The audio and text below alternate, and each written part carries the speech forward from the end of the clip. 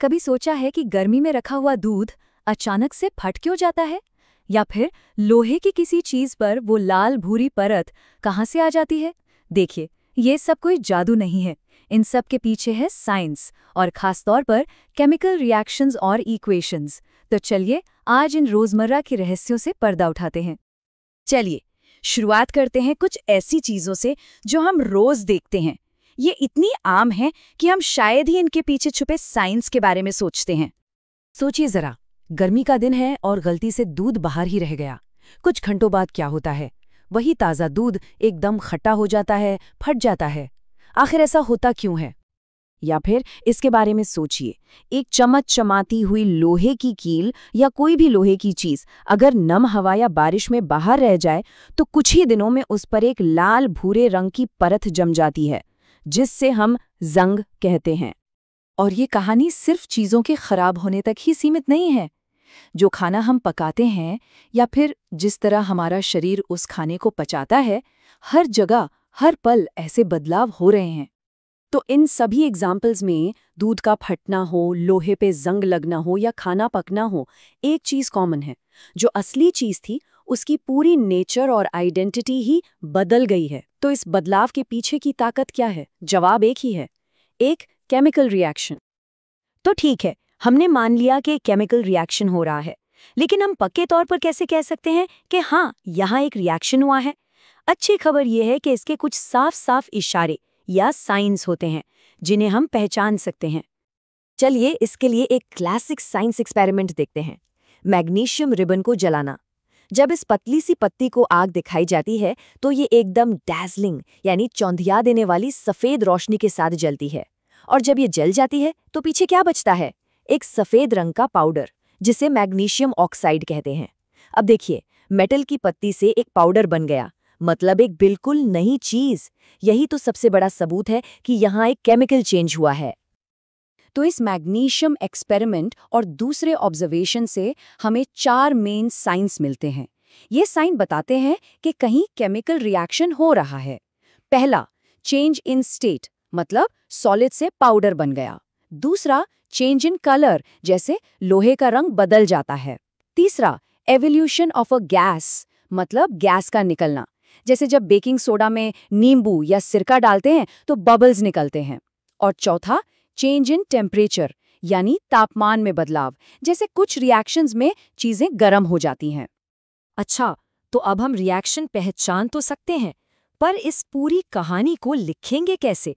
इसके लिए साइंस की एक खास भाषा है। केमिस्ट्री में हम इस भाषा को कहते हैं केमिकल इक्वेशंस। केमिकल इक्वेशन को आप एक रेसिपी की तरह समझ सकते हैं, बिल्कुल सिंपल।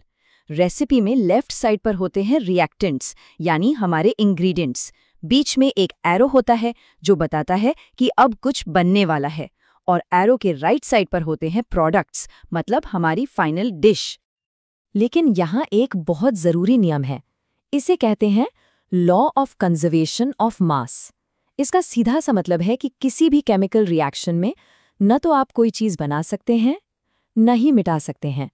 जितना सामान आपने शुरू में लिया था, उतना ही सामान आपको आखिर में मिलेगा, भले ही उसकी शक्ल बदल जाए।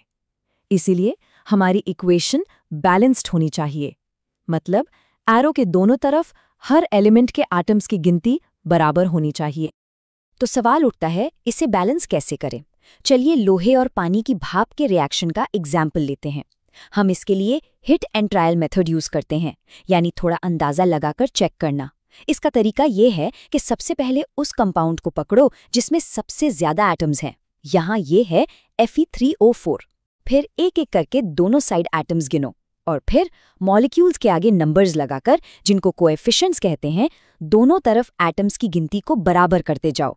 ये थोड़ा पजल सॉल्व करने जैसा है, पर जब आप कर लेते हैं तो आपकी केमिकल रेसिपी बिल्कुल यूं ही नहीं होती, बल्कि कायनात के बुनियादी कानूनों पर खरी उतरती है। तो अब जब हम इक्वेशंस लिखना और बैलेंस करना सीख गए हैं, तो अब हम आगे बढ़ सकते हैं। अब हम देखेंगे कि ये रिएक्शंस कितने अलग अलग तरह के होते हैं, जैसे अलग अलग तरह की कहानियां होती हैं। सबसे पहला टाइप है कॉम्बिनेशन रिएक्शन। इसका नाम ही सब कुछ बता रहा है, कंबाइन होना या जुड़ना।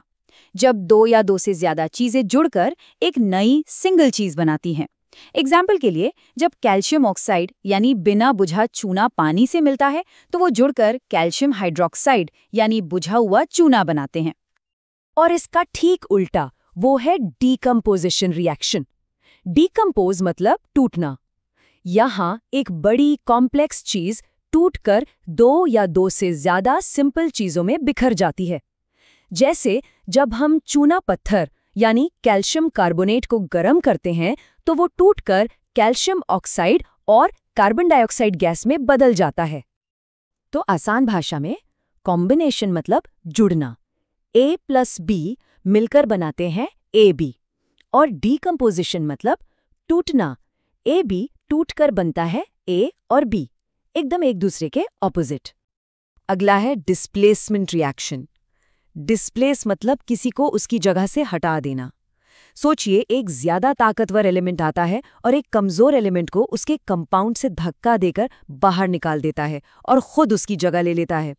इसका एक क्लासिक एग्जाम्पल है जब हम लोहे की कील को कॉपर सल्फेट के नीले सोल्यूशन में डालते हैं। लोहा ज्यादा रिएक्टिव है तो वो कॉपर को उसकी जगह से हटा देता है और नीला रंग धीरे धीरे गायब होने लगता है। और फिर आता है डबल डिस्प्लेसमेंट रिएक्शन। यहाँ तो पार्टनर्स की अदला बदली हो जाती है, मतलब दो अलग अलग कंपाउंड्स आपस में अपने आयन्स एक्सचेंज कर लेते हैं।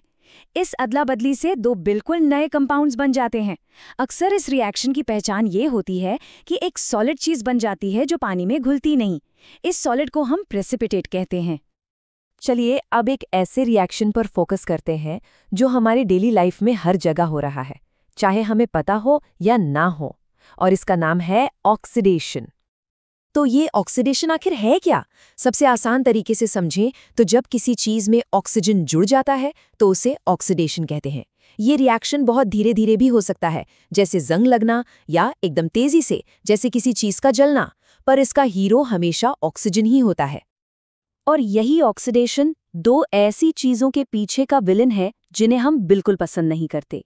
एक है करोजन, जैसे लोहे पर जंग लगना, और दूसरा है रैंसिडिटी, यानी हमारे खाने, खासकर तेल वाली चीजों का खराब होकर बदबूदार हो जाना।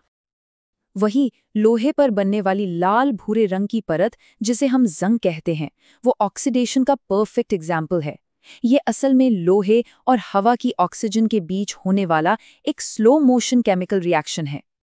और जैसे ऑक्सीजन लोहे को खराब कर सकता है, वैसे ही वो हमारे खाने को भी खराब कर सकता है। कभी सोचा है कि चिप्स का पैकेट इतना फूला हुआ क्यों होता है? उसमें हवा थोड़ी ना होती है। असल में कंपनीज पैकेट से सारी ऑक्सीजन निकालकर उसमें नाइट्रोजन गैस भर देती हैं। क्यों? क्योंकि नाइट्रोजन रिएक्टिव नहीं होती। ऑक्सीजन नहीं होगी तो ऑक्सीडेशन नहीं होगा और चिप्स खराब नहीं होंगे, एकदम फ्रेश रहेंगे। तो जैसा कि हमने देखा, केमिस्ट्री सिर्फ लैब्स और किताबों तक ही नहीं है। ये एक ऐसी ताकत है जो लगातार हर पल हमारी दुनिया को शेप दे रही है। हमारे खाना पकाने से लेकर हमारे सांस लेने तक सब कुछ एक रिएक्शन ही तो है। और ये हमें सोचने पर मजबूर करता है कि ऐसी और कितनी अदृश्य रिएक्शंस हैं जो हर वक्त हमारे आसपास हो रही हैं।